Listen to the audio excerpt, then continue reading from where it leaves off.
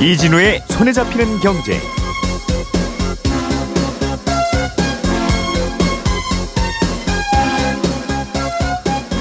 안녕하십니까, 이진우입니다. 손에 잡히는 경제가 뽑은 오늘의 숫자는 62위입니다.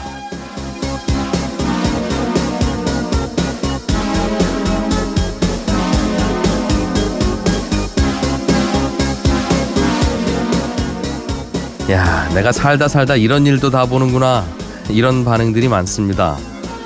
국제축구연맹 FIFA가 10월에 FIFA 랭킹을 발표했는데요. 한국의 축구 순위가 지난달보다 11등이나 떨어져서 62위로 나왔습니다. 많은 분들이 더 충격을 받은 건 그 62위라는 순위보다도 중국에도 역전당했다는 사실 때문입니다. 중국의 순위는 57위였고 우리보다 5단계나 앞섰는데요. 이게 FIFA 랭킹이 만들어지고 나서 처음 있는 일이라고 합니다. 경제 프로그램에서 웬 축구 얘기를 하느냐 하실지 모르겠습니다만 경제와 축구는 들여다볼수록 참 공통점이 많습니다. 축구를 잘하는 팀은 지칠 줄 모르는 체력과 탄탄한 기본기, 그리고 상대팀에 맞는 전술과 팀워크로 골을 넣고 승리를 가져갑니다. 경제도 비슷하죠. 심리적인 요인이 크게 작용한다는 점이 둘이 참 많이 닮았습니다. 그래서 골을 넣겠다는 명확한 목표와 성취 욕구가 없으면 이기는 축구를 할 수가 없죠. 경제도 마찬가지로 목표를 이루려고 하는 경제 주체들의 의지가 정말 중요합니다. 그래서 죽어라고 뛰면서도 이기지 못하는 경기로 중국에 역전당한 한국 축구를 보면서 설마 이게 우리나라 경제의 미래는 아니겠지 하는 생각을 잠시 해봤는데요. 아니겠죠? 축구든 경제든 한 번 신이 나면 기적도 만드는 게 또 우리나라 국민들이니까 말이죠.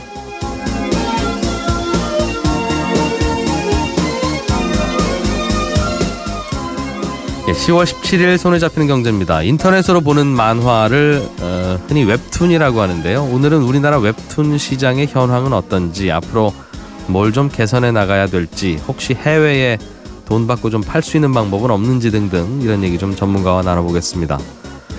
한 청취자께서 인턴으로 근무하는 동안에는 회사에서 4대 보험을 안 해준답니다. 이래도 되는 겁니까? 이런 질문 주셨는데요. 그러면 안 됩니다. 친절한 경제에서 답을 드리겠습니다. 광고 듣고 오늘 순서 시작하겠습니다.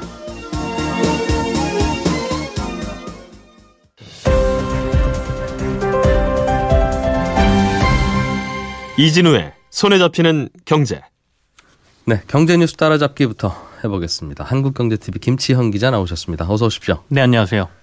한진그룹 조양호 회장에 대해서 경찰이 구속영장을 신청했네요. 네. 뭘 잘못한 혐의입니까?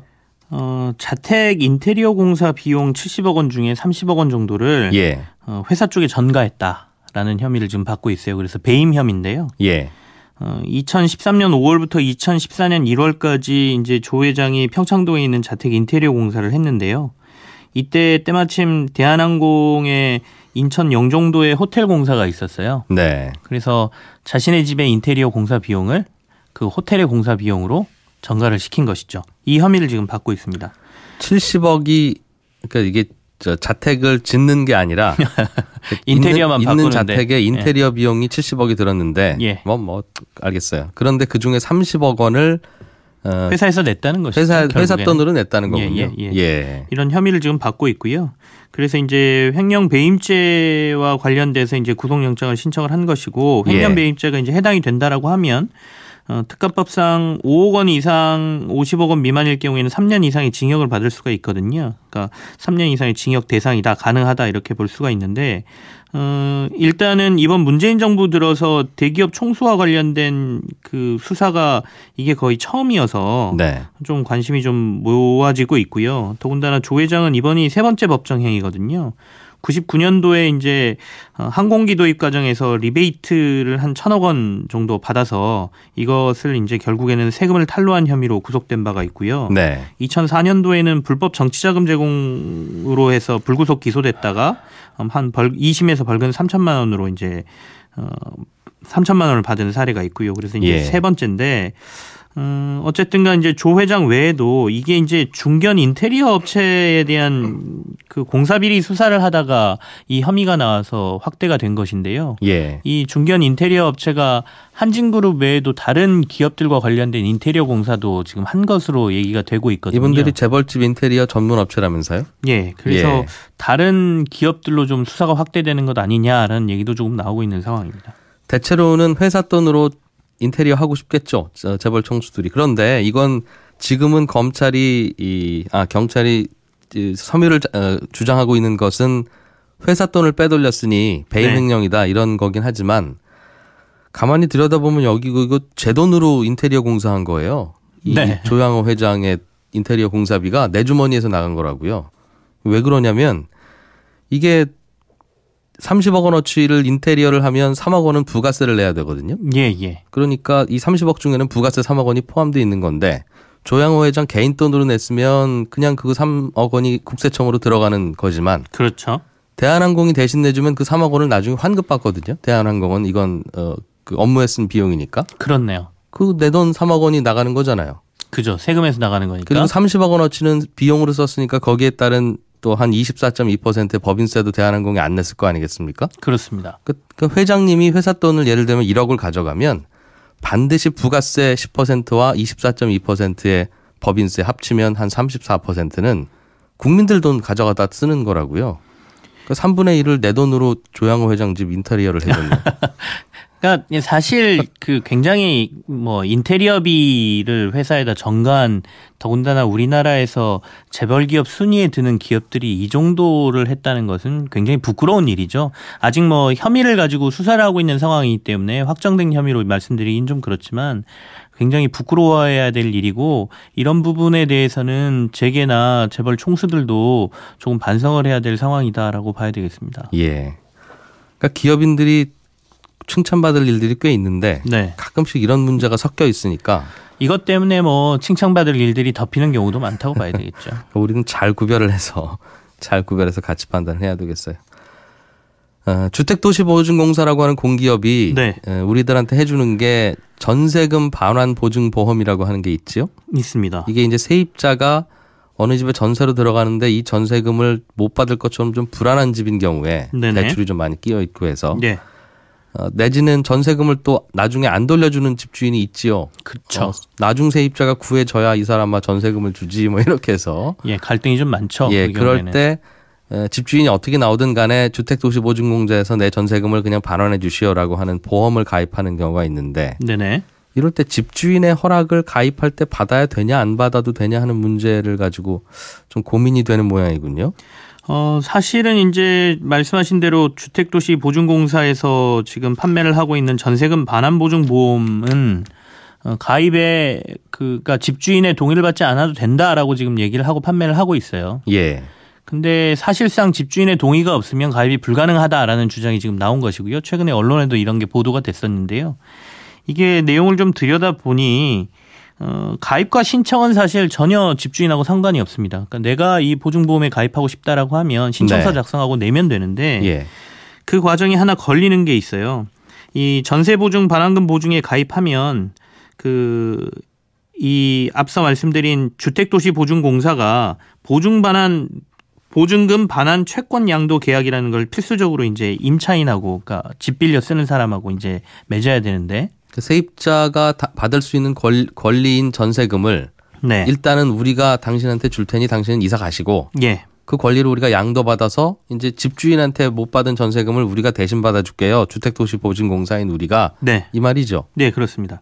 근데 이 채권 양도 계약을 맺고 나서 이 계약서를 저쪽에다 그 우편으로 발송하게 돼 있습니다. 그 집주인한테. 집주인한테 우리가 예. 이런 양도 계약을 맺었습니다라고 발송을 하고요. 예. 이 발송한 이 우편물을 집주인이 수령을 해야 이게 계약이 그 효과가 발휘되도록 돼 있어요. 네. 근데 집주인이 이걸 만약에 수령을 안 해버리면 사실상 내가 가입을 뭐 집주인의 동의 없이 했다 하더라도 이제 결국에는 효과가 발휘가 안 되기 때문에 사실상 집주인의 동의가 필요한 상황이다라는 것이죠. 그래서 이게 국정감사에서 지금 지적이 좀 됐고요. 예.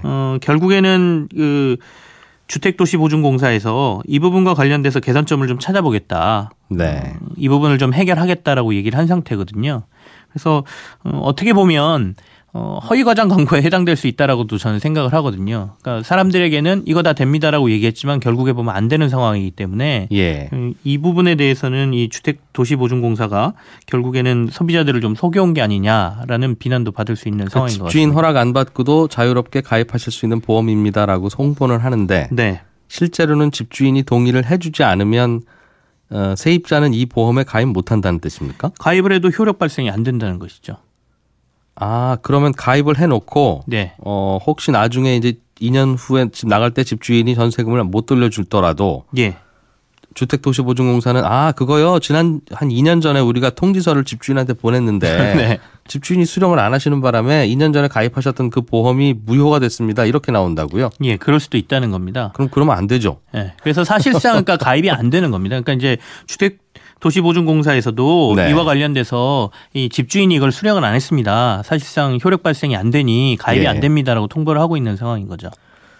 이게 우리나라는 내용증명이라는 것도 있고 공시송달이라고 하는 것도 있어서 심지어는 구청 게시판에다가만 붙여놓으면 사실상 전달된 걸로 간주하기도 하고 그러는데 예.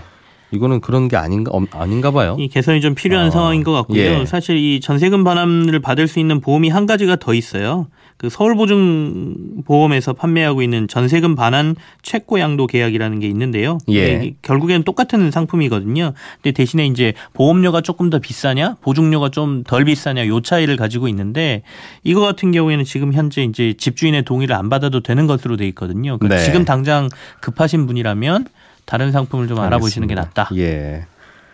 계약을 체결할 때 이런 보험에 제가 세입자가 가입하려고 합니다라고 계약서에다가 넣든 미리 얘기를 하든 해놓은 후에 세입자가 가서 그냥 집주인한테 전달해 주는 게 제일 편하겠네요. 그렇죠. 근데 사실 집주인의 동의 여부가 그렇게 중요한 것 같지는 않습니다. 내 제가 권리를... 보험에 가입할 때 사실 이와 관련된 다른 그 상대방이 있다고 해서 보험 가입이 거절되거나 이러지는 않거든요. 네. 그래요. 이케아라고 하는 가구 전문점이 있습니다. 네. 여기 가면 가구만 파는 전문점인데 그야말로 아주 커다란.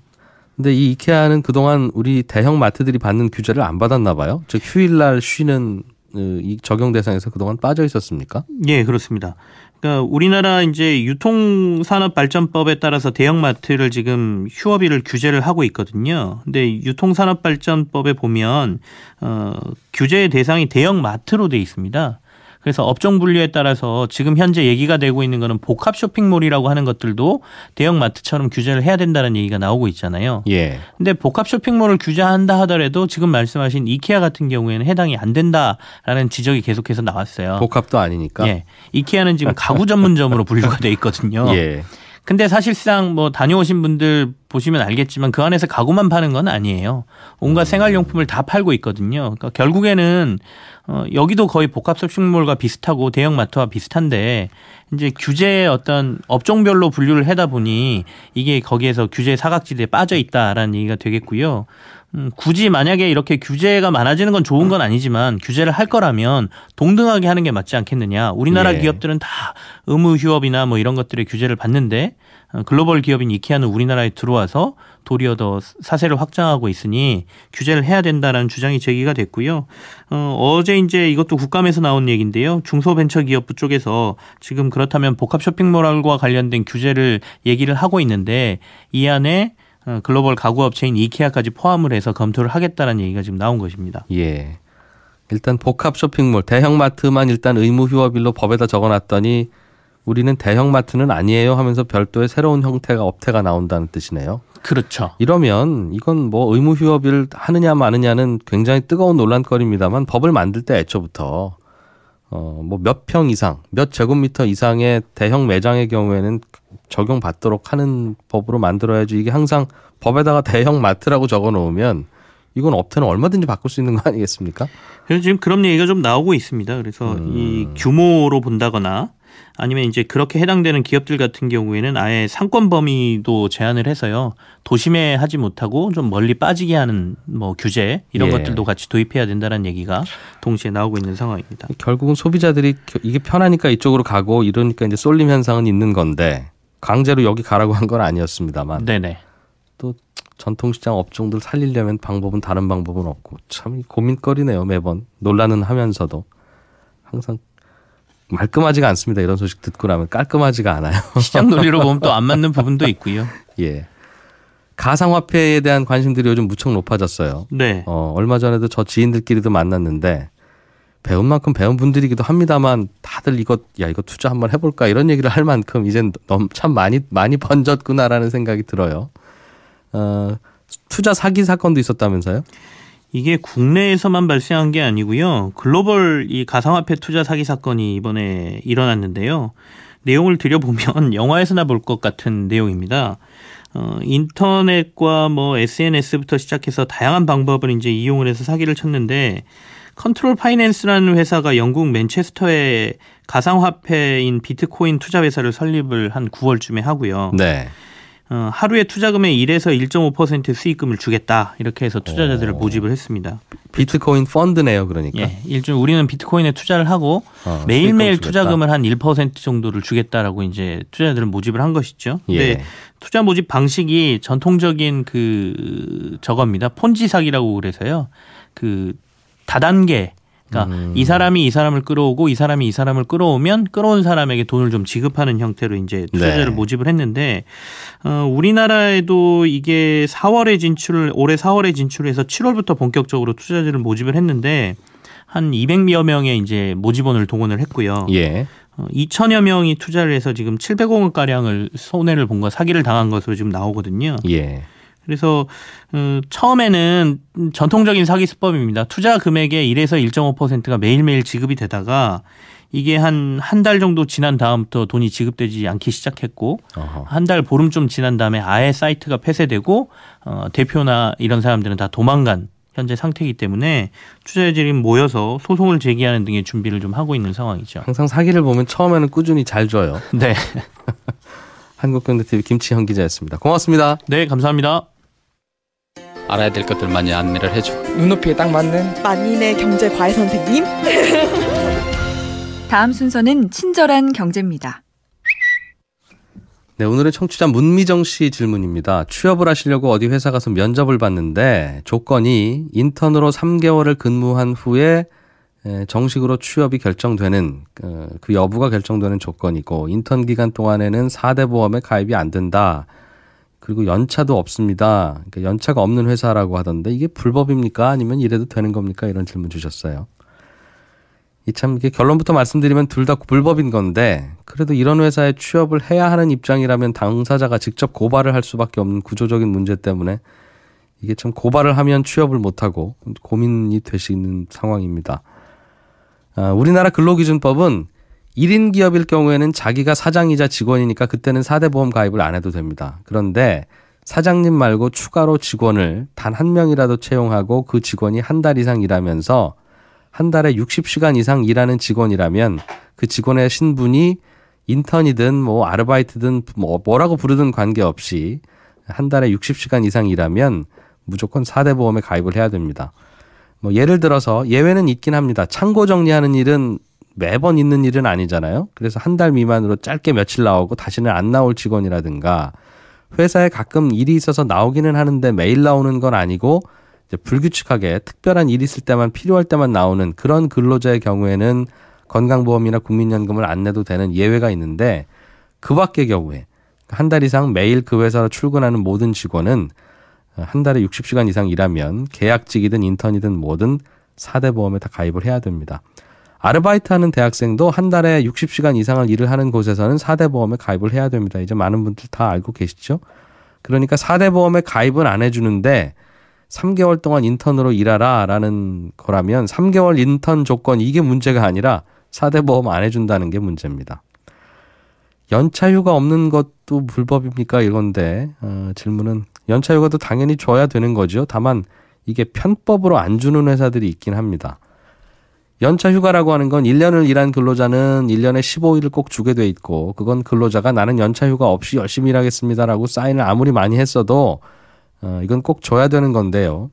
우리나라의 근로기준법이 이상한 게 하나 있어서 근로자한테 일주일에 하루의 유급 휴일만 줬으면 설이나 추석 명절 국경일 이런 때는 근로자 보고 회사 나오라고 해도 이게 법 위반이 아닙니다. 그래서 회사들은 그런 날 회사 나오세요라고까지는 안 하지만 추석 명절, 설 명절, 국경일 이런 날을 연차 휴가 신청서를 내도록 해서 사실상 이걸 연차 휴가로 돌리는 경우가 있습니다. 그래서 왜 저는 연차 휴가를 1년 내내 하나도 못 썼습니까? 이렇게 근로자가 질문하면 무슨 소리야 김주임, 지난번 추석 연휴 때 5일 쉬었지, 설 명절 때 4일 쉬었지, 광복절에 쉬었지, 이거 다 연차 휴가 신청서 낸 거야, 이렇게 회사에서 나오는 경우가 있어요. 그런데 이게 형식적으로는 합법이라는 겁니다. 그래서 근로기준법을 좀 손볼 필요는 있습니다. 악용하는 회사들이 있을 수 있으니까요.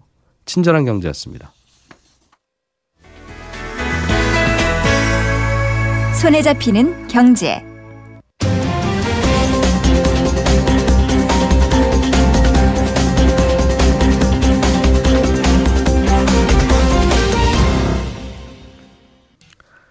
예전에 좀 나이 드신 어른들은 만화 가게 가서 만화 보셨던 기억 있죠. 근데 요즘에는 만화책도 물론 팔리긴 합니다만 대체로는 스마트폰이나 컴퓨터 화면을 통해서 만화를 보는 방식으로 바뀌고 있고, 그 만화의 형식도 컴퓨터 화면이나 스마트폰 화면에 적용을 하다 보니까 약간 좀 다르기도 한, 그래서 우리는 이런 만화를 웹툰이라고 부르는데요.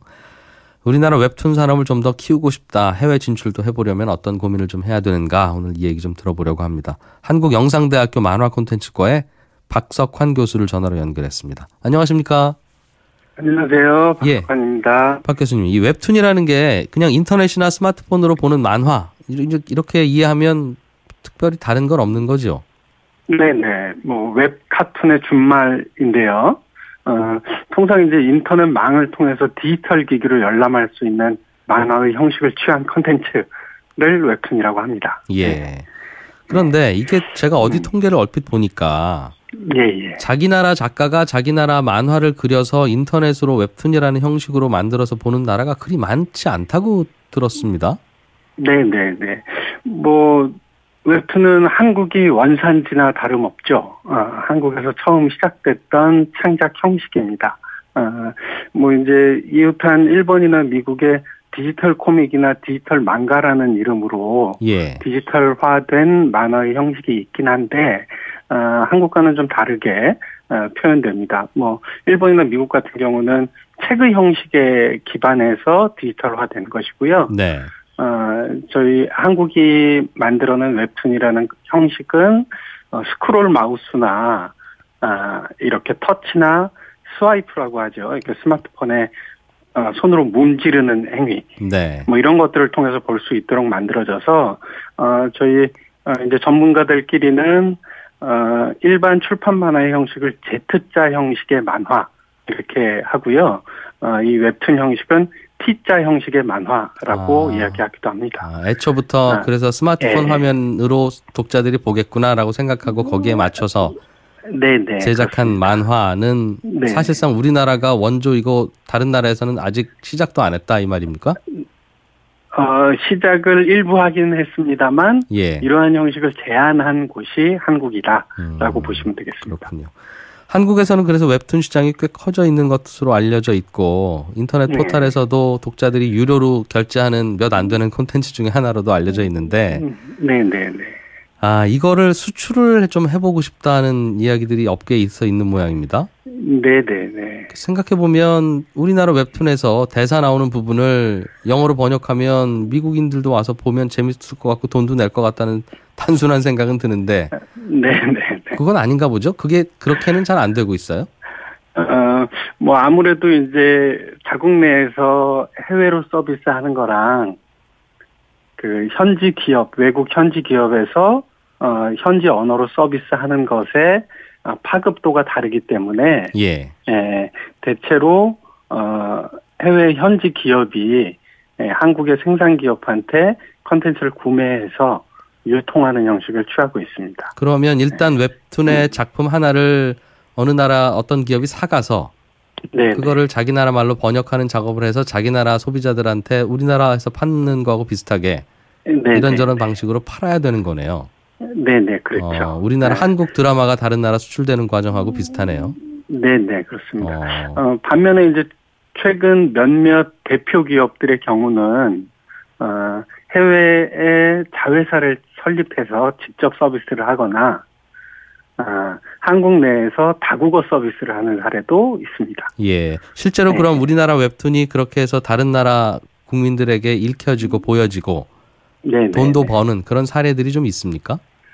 뭐 최근에 굉장히 크게 성장하고 있는 편이고요. 우리 한국 만화 시장 전체가 한 9천억 원 규모 정도로 추산하고 있어요. 1년에. 예. 그런데 지금 웹툰 시장이 굉장히 크게 성장하면서 웹툰만 한 2,300억 원대 규모 정도로 보고 있거든요. 예. 그래서 이 시장이 커지면 커질수록 한국 만화 시장은 1억 배 이상, 1조 원 시장 이상으로 성장할 거다라고 보는데 그중 상당 부분이 해외 수출을 통해서 나오는 부분입니다. 실제로는 그럼 어느 나라 국민들이 요즘 우리나라 웹툰을 봅니까? 지금 전 세계적으로 한국 웹툰을 소비하고 있는 편이긴 한데요. 예. 많이 소비하고 있는 곳이 이제 중국에서 굉장히 많은 중국의 대표 포털 업체들이 한국 웹툰을 이제 사가서 서비스하는 경우가 많고요. 예. 이웃한 만화 대국인 일본에서도 자국의 망가라고 하거든요. 일본 만화는. 예. 그런데 망가의 형식의 컨텐츠보다 웹툰 형식의 컨텐츠를 인터넷에서 소비하는 사례가 많아지고 있습니다. 일본의 망가라고 하는 게 어떤 개념입니까? 망가는 일본은 이제 그 책을 재책하는 방식이 다르잖아요. 저희는 좌철한다고 그러죠. 예. 좌에서 우로 읽고. 그래서 페이지 넘기려면 오른손으로 넘겨야 되죠. 네. 일본은 우철한다 그래서 우에서 좌로 읽게 되어 있어요. 그러다 보니까 일본 내에서는 이런 망가 콘텐츠를 소비하는데 큰 문제가 없는데 예. 외국 시장에 나갈 때는 아무래도 문제가 좀 페이지 있는 바꿔야죠. 편이죠. 예. 네. 반면에 이제 한국은 그런 부분, 한국의 웹툰 같은 경우는 그런 부분에서 굉장히 자유롭다 보니까 세계 시장에서도 많이 소비되고 하는 부분이 있습니다. 일본 만화를 가지고 웹툰을 만들거나 다른 나라에서 출판을 하려면 네네. 아예 좌우 바꾸는 작업을 다 해서 내놓아야 되니까 그게 문제다. 네네. 그렇군요. 그리고 또 다른 측면에서는 이제 세계 만화 소비를 좌지우지하고 있는 또 다른 국가가 이제 미국인데요. 네. 미국 만화는 컬러 형식으로 되어 있어요. 색깔이 있다는 뜻이에요? 네. 예. 그리고 일본 만화는 흑백이 위주거든요. 예. 대신에 일본 만화는 스토리가 중심이고 미국 만화는 이미지가 중심이에요. 예. 그런데 웹툰 같은 경우는 컬러의 형식을 취하고 있으면서 스토리가 주가 되는 형식을 취하고 있거든요. 네. 그래서 양국 만화의 강점을 통합한 형식을 취한 거죠. 그렇군요. 그러면 우리가 그린 웹툰이 중국에 가서 중국인들한테 보여져서 예를 들면 10,000원을 받으면 그게 중국 업체한테도 좀 떼어줘야 되지 않겠습니까? 지금 요즘은 어떤 방식으로 계약을 해요? 일단은 사갈 때 한꺼번에 얼마 내고 사가고 중국에서 돈을 얼마나 벌지는 그건 중국 업체가 알아서 해라 이런 방식입니까? 아니면 무슨 로열티를 좀 받는 러닝 개런티 방식입니까? 사례가 그 경우에 따라서 여러 개가 있는데요. 총액 단위의 계약금을 받고 수출하는 경우도 있고, 일부 금액을 계약금으로 받고 나머지는 수익 배분 형식으로 계약을 하는 경우도 있고. 예. 우리나라도 작가들이 그려서 이른바 인터넷 포털에다 보내는 경우도 있고 웹툰 전문 사이트에서 소비되는 경우도 있는데. 네네네. 그걸 예를 들면 소비자가 10,000원을 지불하고 웹툰을 봤으면 그 10,000원 중에 어느 정도가 요즘 작가들한테 가는 구조예요? 이제 그것도 사례에 따라서 굉장히 다르긴 한데요. 예. 통상 5대5로 계약을 하는 경우도 있고요. 예. 조금 작가에게 많이 배려하는 쪽에서는 7대3으로 하는 경우도 있습니다. 그렇군요. 그런데 이제 그 기준에는, 기업이 작가에게 선투자하는 경우가 있어요. 네. 그 경우엔 수익 배분이 좀 줄고, 선투자하지 않은 경우엔 수익 배분 폭이 크고. 그것도 연예인 매니지먼트하고 비슷한 구조네요. 네네. 예. 그 우리나라 웹툰이 해외로 수출되기 위해서는 뭘 좀 바꾸거나 개선하거나 혹은 지원하거나 하는 게 필요하다고 보십니까? 한두 개만 꼽아 보신다면? 이제 그 전에 일본이나 미국의 사례들을 말씀 잠깐 드렸었는데요. 예. 이쪽에서는 이제 만화 팬들이 뭐 이제 오타쿠라는 이미지가 있기도 한데 팬 문화라는 것들이 별도로 있어요. 예. 그래서 뭐 코스프레라고 하죠. 이렇게 만화 분장하고 즐기는 사람들. 네. 네. 그런 팬 문화들이 굉장히 넓게 자리 잡아 있고 그만큼 팬층도 크고 고가의 컨텐츠도 쉽게 구매해주는 열성 팬들이 많이 있는 편이에요. 예. 반면에 이제 웹툰의 팬들은 이것이 이제 포털에서 무료로 시작하다 보니까 고가의 비용을 지급하려는 의지가 크지는 않은 편이고 독자적인 팬 문화라고 할 수 있을 만한 것들이 이렇게 크게 형성되어 있는 편은 아닙니다. 해외로 우리나라 콘텐츠가 나갔을 경우에? 네네. 그렇습니다. 그래서 예. 이게 이제 일본이나 미국 만화를 저희가 많이 소비하는 것 중 하나의 의미는 컨텐츠 자체를 소비하는 것보다 문화를 소비하는 측면도 있는 거거든요. 예. 그런데 이제 한국의 팬 문화라는 것은 또는 웹툰을 소비하는 문화라는 것은 아직 정형화되어 있는 상태는 아니어서 네. 현재로서는 어떻게 보면 상품 판매의 주가 되는 형태로 되어 있거든요. 네. 네. 그래서 그들에게 이 웹툰이라는 것이 이런 것이다 라는 문화를 좀 더 보급할 수 있는 방법들도 필요할 것 같습니다. 꼭 어떻게 그리고, 좀 해야 되겠다는 예. 아이디어의 문제, 뭐 방식, 뭐가 좀 필요하다는 것보다는 그런 아이디어가 필요하다는 뜻이네요. 가서 네네, 콘텐츠만 그렇습니다. 소비하고 끝 이렇게 하지 말자는. 네네네. 네. 뭐 특히 또 한 측면에서 이제 불법 소비가 굉장히 많이 이루어지고 있는 편이에요. 외국 소비자들도 한국 사이트에 와서 한국어로 된 웹툰을 불법으로 소비하는 경우가 많아지고 있거든요. 그게 자기 나라에서 자기 나라 말로 보는 것보다 싼가 봐요. 우리나라에서 보면. 불법으로 볼 수 있는 거죠. 우리나라의 웹툰 불법 사이트 때문에. 예, 공짜로 볼 수 있는 것이니까. 그거야 뭐. 예. 뭐 한국어 자체를 읽고 해석하는 능력을 가진 외국인들이 굉장히 늘어나고 있다라는 것은 나라 입장에서 굉장히 고마운 웹툰 업계에서 들으면 안타까운 소식입니다만 글쎄요. 제가 듣기에도 반가운 부분도 있긴 하네요. 예. 네네. 다만 이제 그런 음성 시장이 커진다는 건 어떻게 보면 그 나중에 양성화될 수 있는 시장의 규모가 굉장히 크다라는 걸 의미하긴 하거든요. 네. 알겠습니다. 그런데 예. 그 음성 시장 자체가 그 적법 시장보다 10배 이상의 사이즈라면 이 부분에 대해서는 뭐 조금 더 적극적인 대처가 필요하지 않을까 싶습니다. 네. 알겠습니다. 잘 들었습니다. 고맙습니다. 네, 감사합니다. 네, 한국영상대학교 박석환 교수였습니다.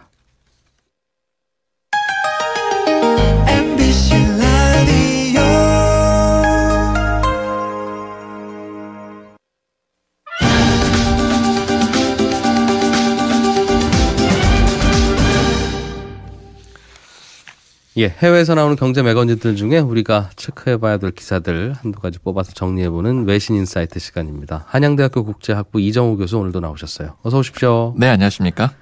다음 달 7일에 미국 트럼프 대통령이 한국에 오는데 제일 중요한 이슈가 네. 북핵 문제하고 한미 FTA 아니겠습니까?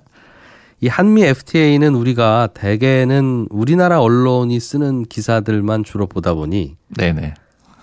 아무래도 우리 쪽으로 팔이 굽는 내용들이 꽤 들어있을 것 같아요. 그럼 물론 나쁜 내용은 아닙니다만 그 방향이 이게 협상의 상대방이 있으니까 네네. 외신들은 한미 FTA에 대해서 누가 이익 보고 누가 좀 양보해야 된다고 보는지 이게 참 궁금한데.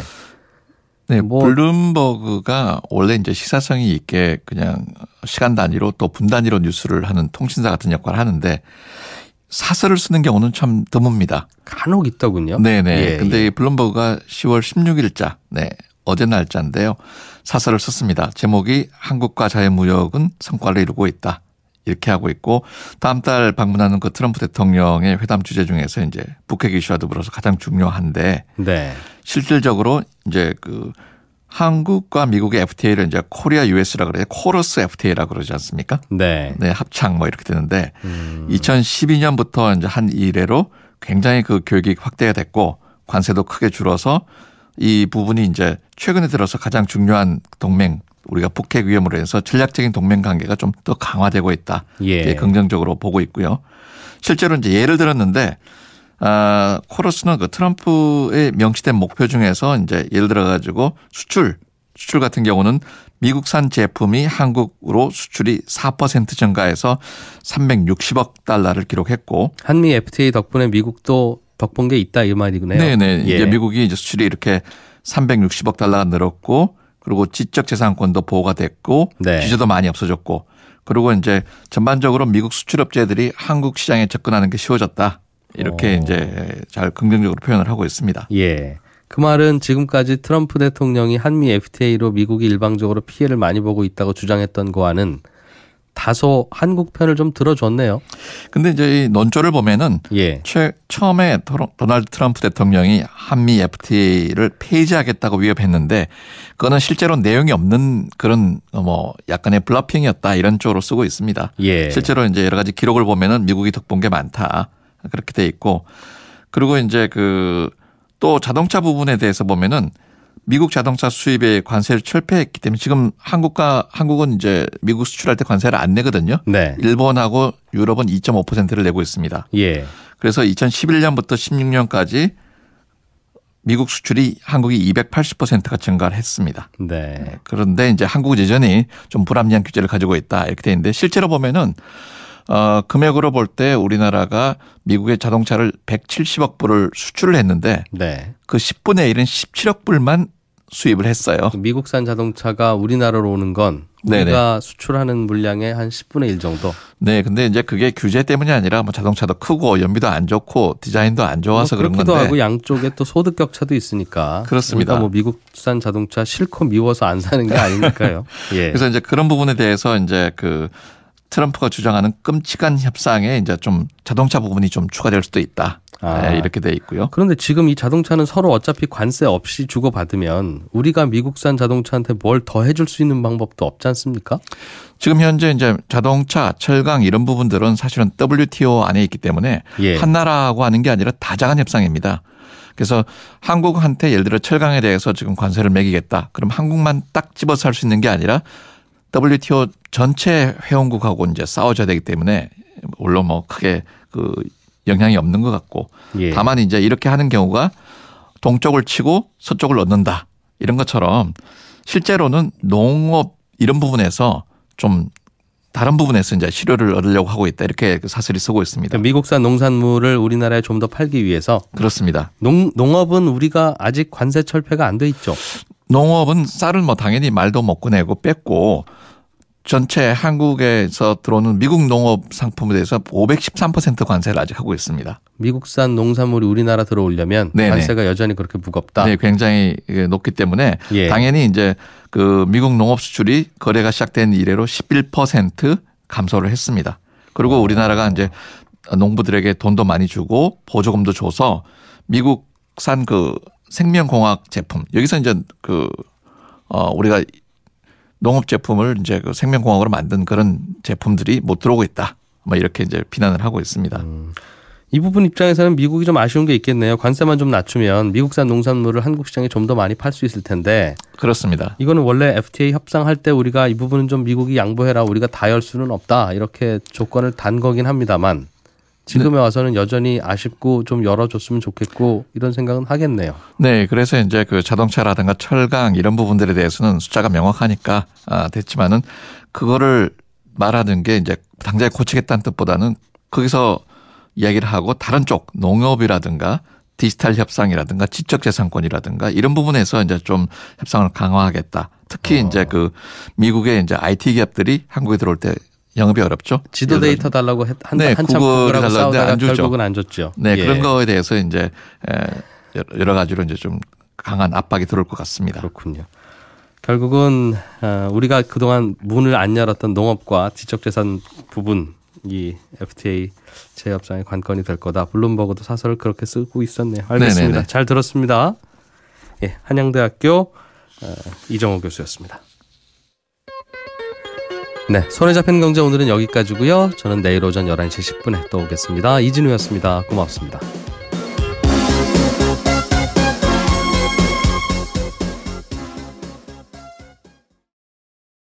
40억 원 중에 30억 원 정도를 예. 회사 쪽에 전가했다라는 혐의를 지금 받고 있어요. 그래서 배임 혐의인데요. 예. 2013년 5월부터 2014년 1월까지 이제 조 회장이 평창동에 있는 자택 인테리어 공사를 했는데요. 이때 때마침 대한항공의 인천 영종도에 호텔 공사가 있었어요. 네. 그래서 자신의 집의 인테리어 공사 비용을 그 호텔의 공사 비용으로 전가를 시킨 것이죠. 이 혐의를 지금 받고 있습니다. 70억이 그러니까 이게 자택을 짓는 게 아니라 인테리어만 있는 바꾸는데. 자택에 인테리어 비용이 70억이 들었는데 예. 뭐 알겠어요. 그런데 그 중에 30억 원을 회사에서 냈다는 것이죠. 회사 결국에는. 돈으로 냈다는 거군요. 예. 이런 혐의를 지금 받고 있고요. 그래서 이제 횡령 배임죄와 관련돼서 이제 구속영장을 신청을 한 것이고 횡령 배임죄가 이제 해당이 된다라고 하면 특가법상 5억 원 이상 50억 원 미만일 경우에는 3년 이상의 징역을 받을 수가 있거든요. 그러니까 3년 이상의 징역 대상이다, 가능하다 이렇게 볼 수가 있는데 일단은 이번 문재인 정부 들어서 대기업 총수와 관련된 그 수사가 이게 거의 처음이어서 네. 좀 관심이 좀 모아지고 있고요. 더군다나 조 회장은 이번이 세 번째 법정행위거든요.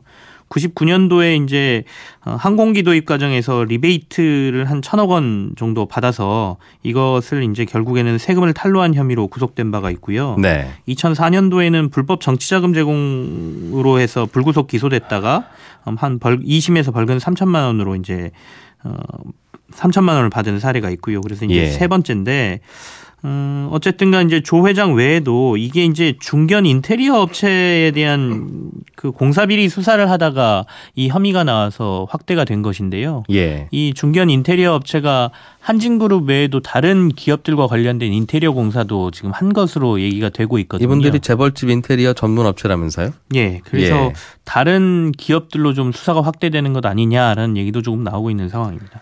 대체로는 회사 돈으로 인테리어 하고 싶겠죠. 재벌 총수들이. 그런데 이건 지금은 경찰이 혐의를 주장하고 있는 것은 회사 돈을 빼돌렸으니 배임 횡령이다 이런 거긴 하지만 가만히 들여다보면 여기 이거 제 돈으로 인테리어 공사한 거예요. 이 조양호 회장의 인테리어 공사비가 내 주머니에서 나간 거라고요.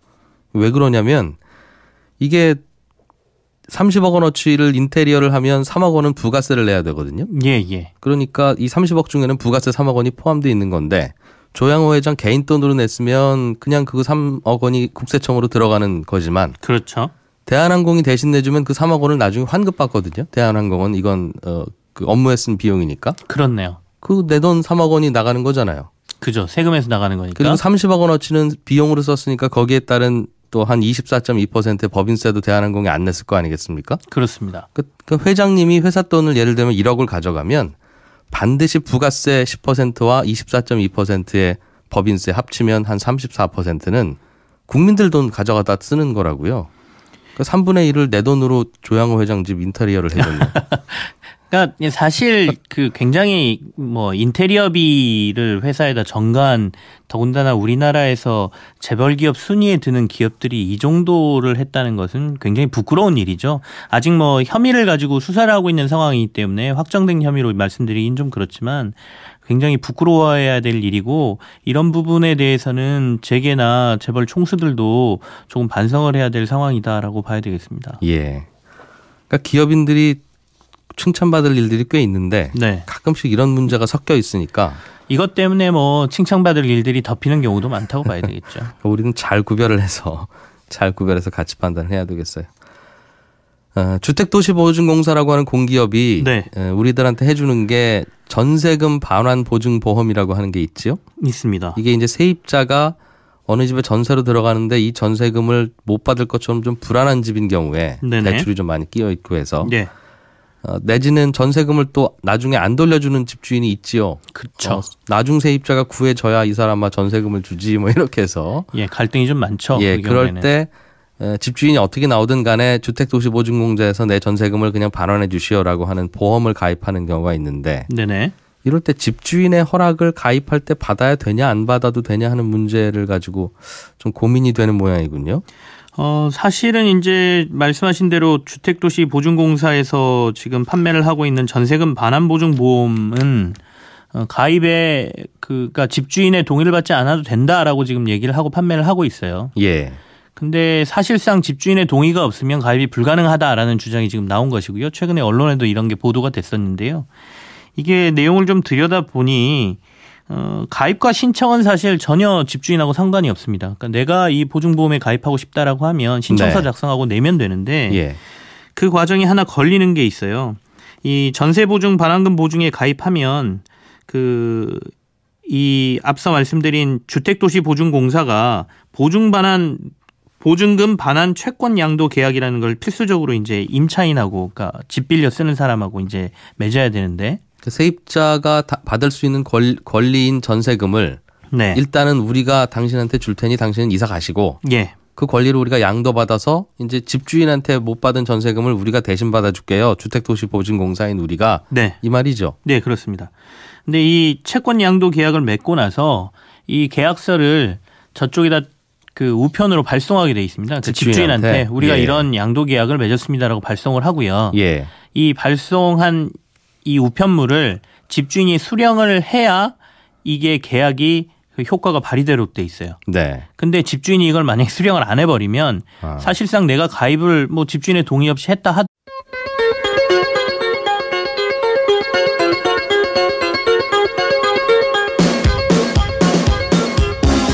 이진우의 손에 잡히는 경제.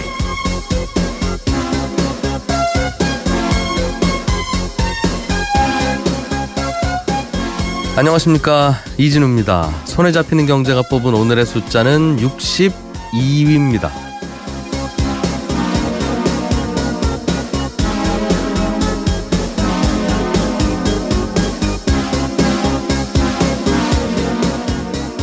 야, 내가 살다 이런 일도 다 보는구나, 이런 반응들이 많습니다. 국제축구연맹 FIFA가 10월에 FIFA 랭킹을 발표했는데요. 한국의 축구 순위가 지난달보다 11등이나 떨어져서 62위로 나왔습니다. 많은 분들이 더 충격을 받은 건 그 62위라는 순위보다도 중국에도 역전당했다는 사실 때문입니다. 중국의 순위는 57위였고 우리보다 5단계나 앞섰는데요. 이게 FIFA 랭킹이 만들어지고 나서 처음 있는 일이라고 합니다. 경제 프로그램에서 웬 축구 얘기를 하느냐 하실지 모르겠습니다만 경제와 축구는 들여다볼수록 참 공통점이 많습니다. 축구를 잘하는 팀은 지칠 줄 모르는 체력과 탄탄한 기본기, 그리고 상대팀에 맞는 전술과 팀워크로 골을 넣고 승리를 가져갑니다. 경제도 비슷하죠. 심리적인 요인이 크게 작용한다는 점이 둘이 참 많이 닮았습니다. 그래서 골을 넣겠다는 명확한 목표와 성취 욕구가 없으면 이기는 축구를 할 수가 없죠. 경제도 마찬가지로 목표를 이루려고 하는 경제 주체들의 의지가 정말 중요합니다.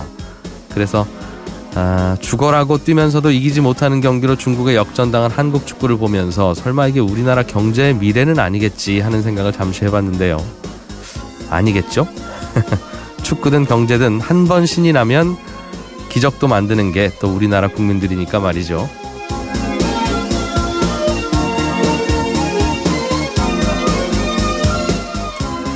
10월 17일 손에 잡히는 경제입니다. 인터넷으로 보는 만화를 흔히 웹툰이라고 하는데요. 오늘은 우리나라 웹툰 시장의 현황은 어떤지, 앞으로 뭘 좀 개선해 나가야 될지, 혹시 해외에 돈 받고 좀 팔 수 있는 방법은 없는지 등등 이런 얘기 좀 전문가와 나눠보겠습니다.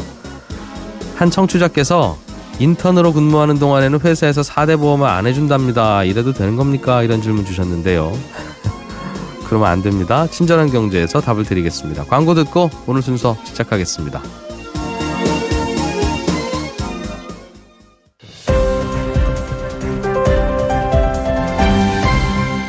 이진우의 손에 잡히는 경제. 네, 경제 뉴스 따라잡기부터 해보겠습니다. 한국경제TV 김치현 기자 나오셨습니다. 어서 오십시오. 네, 안녕하세요. 한진그룹 조양호 회장에 대해서 경찰이 구속영장을 신청했네요. 네. 뭘 잘못한 혐의입니까? 자택 인테리어 공사 비용 나오고 있잖아요. 예. 근데 복합 쇼핑몰을 규제한다 하더라도 지금 말씀하신 이케아 같은 경우에는 해당이 안 된다라는 지적이 계속해서 나왔어요. 복합도 아니니까. 예. 이케아는 지금 가구 전문점으로 분류가 돼 있거든요. 예. 근데 사실상 뭐 다녀오신 분들 보시면 알겠지만 그 안에서 가구만 파는 건 아니에요. 온갖 생활용품을 다 팔고 있거든요. 그러니까 결국에는 여기도 거의 복합 쇼핑몰과 비슷하고 대형마트와 비슷한데 이제 규제의 어떤 업종별로 분류를 하다 보니 이게 거기에서 규제 사각지대에 빠져 있다라는 얘기가 되겠고요. 굳이 만약에 이렇게 규제가 많아지는 건 좋은 건 아니지만 규제를 할 거라면 동등하게 하는 게 맞지 않겠느냐. 우리나라 기업들은 다 의무 휴업이나 뭐 이런 것들의 규제를 받는데 글로벌 기업인 이케아는 우리나라에 들어와서 도리어 더 사세를 확장하고 있으니 규제를 해야 된다라는 주장이 제기가 됐고요. 어제 이제 이것도 국감에서 나온 얘기인데요. 중소벤처기업부 쪽에서 지금 그렇다면 복합 쇼핑몰과 관련된 규제를 얘기를 하고 있는데 이 안에 글로벌 가구업체인 이케아까지 포함을 해서 검토를 하겠다는 얘기가 지금 나온 것입니다. 예. 일단 복합 쇼핑몰, 대형마트만 일단 의무 휴업일로 법에다 적어놨더니 우리는 대형마트는 아니에요 하면서 별도의 새로운 형태가 업태가 나온다는 뜻이네요. 그렇죠. 이러면 이건 뭐 의무 휴업일 하느냐 마느냐는 굉장히 뜨거운 논란거리입니다만 법을 만들 때 애초부터 뭐 몇 평 이상, 몇 제곱미터 이상의 대형 매장의 경우에는 적용받도록 하는 법으로 만들어야지 이게 항상 법에다가 대형 마트라고 적어 놓으면 이건 업태는 얼마든지 바꿀 수 있는 거 아니겠습니까? 그래서 지금 그런 얘기가 좀 나오고 있습니다. 그래서 이 규모로 본다거나 아니면 이제 그렇게 해당되는 기업들 같은 경우에는 아예 상권 범위도 제한을 해서요.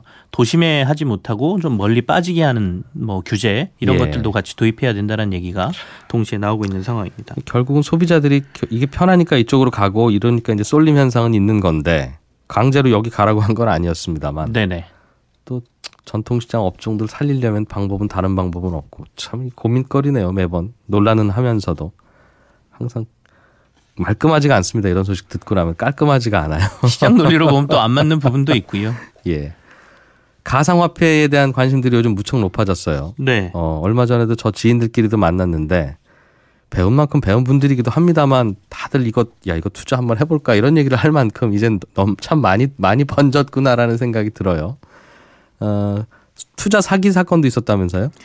이게 국내에서만 발생한 게 아니고요. 글로벌 이 가상화폐 투자 사기 사건이 이번에 일어났는데요. 내용을 들여보면 영화에서나 볼 것 같은 내용입니다. 인터넷과 뭐 SNS부터 시작해서 다양한 방법을 이제 이용을 해서 사기를 쳤는데 컨트롤 파이낸스라는 회사가 영국 맨체스터에 가상화폐인 비트코인 투자 회사를 설립을 한 9월쯤에 하고요. 네. 하루에 투자금의 1에서 1.5% 수익금을 주겠다. 이렇게 해서 투자자들을 모집을 했습니다. 비트코인 펀드네요, 그러니까. 예, 우리는 비트코인에 투자를 하고 매일매일 투자하더라도 이제 결국에는 효과가 발휘가 안 되기 때문에 사실상 집주인의 동의가 필요한 상황이다라는 것이죠. 그래서 이게 국정감사에서 지금 지적이 좀 됐고요. 예. 결국에는 그 주택도시보증공사에서 이 부분과 관련돼서 개선점을 좀 찾아보겠다. 네. 이 부분을 좀 해결하겠다라고 얘기를 한 상태거든요. 그래서 어떻게 보면 허위과장 광고에 해당될 수 있다라고도 저는 생각을 하거든요. 그러니까 사람들에게는 이거 다 됩니다라고 얘기했지만 결국에 보면 안 되는 상황이기 때문에 이 부분에 대해서는 이 주택도시보증공사가 결국에는 소비자들을 좀 속여온 게 아니냐라는 비난도 받을 수 있는 상황인 것 같습니다. 집주인 허락 안 받고도 자유롭게 가입하실 수 있는 보험입니다라고 홍보는 하는데 네. 실제로는 집주인이 동의를 해주지 않으면 세입자는 이 보험에 가입 못한다는 뜻입니까? 가입을 해도 효력 발생이 안 된다는 것이죠. 아, 그러면 가입을 해놓고 네. 혹시 나중에 이제 2년 후에 집 나갈 때 집주인이 전세금을 못 돌려주더라도 예. 주택도시보증공사는 그거요. 지난 한 2년 전에 우리가 통지서를 집주인한테 보냈는데 네. 집주인이 수령을 안 하시는 바람에 2년 전에 가입하셨던 그 보험이 무효가 됐습니다. 이렇게 나온다고요? 예, 그럴 수도 있다는 겁니다. 그러면 안 되죠. 예. 그래서 사실상 그러니까 가입이 안 되는 겁니다. 그러니까 이제 주택도시보증공사에서도 네. 이와 관련돼서 이 집주인이 이걸 수령을 안 했습니다. 사실상 효력 발생이 안 되니 가입이 안 됩니다라고 통보를 하고 있는 상황인 거죠. 이게 우리나라는 내용 증명이라는 것도 있고 공시송달이라고 하는 것도 있어서 심지어는 구청 게시판에다만 붙여놓으면 사실상 전달된 걸로 간주하기도 하고 그러는데 이거는 그런 게 아닌가 봐요. 이 개선이 좀 필요한 상황인 것 같고요. 예. 사실 이 전세금 반환을 받을 수 있는 보험이 한 가지가 더 있어요. 그 서울보증보험에서 판매하고 있는 전세금 반환 최고 양도 계약이라는 게 있는데요. 예. 결국에는 똑같은 상품이거든요. 근데 대신에 이제 보험료가 조금 더 비싸냐, 보증료가 좀 덜 비싸냐, 요 차이를 가지고 있는데 이거 같은 경우에는 지금 현재 이제 집주인의 동의를 안 받아도 되는 것으로 돼 있거든요. 그러니까 네. 지금 당장 급하신 분이라면 다른 상품을 좀 알아보시는 게 낫다. 예. 계약을 체결할 때 이런 보험에 제가 세입자 가입하려고 합니다라고 계약서에다가 넣든 미리 얘기를 하든 해놓은 후에 세입자가 가서 그냥 집주인한테 전달해 주는 게 제일 편하겠네요. 그렇죠. 근데 사실 집주인의 동의 여부가 그렇게 중요한 것 같지는 않습니다. 제가 보험에 가입할 때 사실 이와 관련된 다른 뭐 그 상대방이 있다고 해서 보험 가입이 거절되거나 이러지는 않거든요. 네. 그래요. 이케아라고 하는 가구 전문점이 있습니다. 네. 거기 가면 가구만 파는 전문점인데 그야말로 아주 커다란. 근데 이 이케아는 그동안 우리 대형 마트들이 받는 규제를 안 받았나 봐요. 즉 휴일날 쉬는 이 적용 대상에서 그동안 빠져 있었습니까? 예, 그렇습니다. 그러니까 우리나라 이제 유통산업발전법에 따라서 대형마트를 지금 휴업일을 규제를 하고 있거든요. 근데 유통산업발전법에 보면 규제의 대상이 대형마트로 돼 있습니다. 그래서 업종 분류에 따라서 지금 현재 얘기가 되고 있는 거는 복합 쇼핑몰이라고 하는 것들도 대형마트처럼 규제를 해야 된다는 얘기.